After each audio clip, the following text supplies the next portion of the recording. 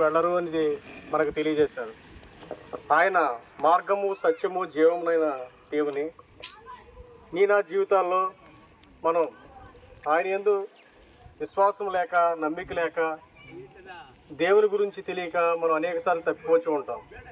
కానీ మన యొక్క నిత్య జీవితంలో మనం జన్మించింది మొదలుకొని ఈ లోకంలో నుంచి ఆయన వైపు తిరగడం ద్వారా, ఆయన యందు సృష్టించడం ద్వారా, కేవలం ఆయన యందు నమ్మిక ఉంచడం ద్వారా మనం నిత్య రాజ్యానికి వారసులు అవుతాం.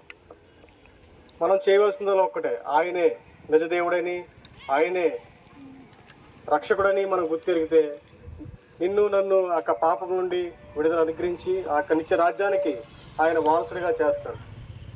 మనం మన నోటితో యేసుని మన సొంత రక్షకుడిగా అంగీకరిస్తున్నట్లయితే మన జీవితాలు మారుతాయి.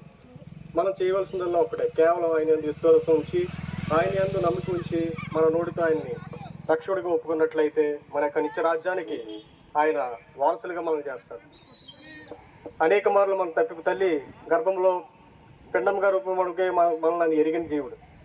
నా జీవితంలో మన ఎడల మనకు ఒక ప్రణాళిక కలిగి మన జీవితంలో ఏ విధంగా ఉండాలి, ఏ విధంగా ముందుకు సాగాలి అని ఆయన మనకు దిశానిర్దేశం చేస్తాడు. నీవు ఈరోజు రక్షింపబడ్డావంటే అది నీ యొక్క గొప్పతనం ఎంత మాత్రం కాదు. కానీ మనల్ని సృష్టించిన సృష్టికర్త అయిన ఆ దేవుడు జగత్ పునాది వేయబడక మునికే మన ఎడల ఒక ప్రణాళిక కలిగి ఉండడం ద్వారా మాత్రమే ఆయన వద్దకు మనం వచ్చి ఆయన యందు విశ్వాసం ఉంచి నమ్మిక ఉంచడం ద్వారా ఆ యొక్క నిత్య రాజ్యానికి మనల్ని వారసులుగా చేసిన దేవుని అంతేనా మనం నమ్మకస్తులుగా ఉండాలి.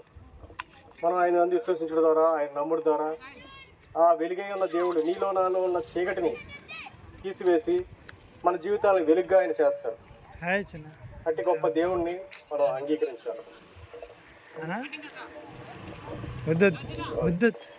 ఈ కొరకు మాకు సోదరులు ప్రార్థన చేస్తారు, ఏకీభవించాలి.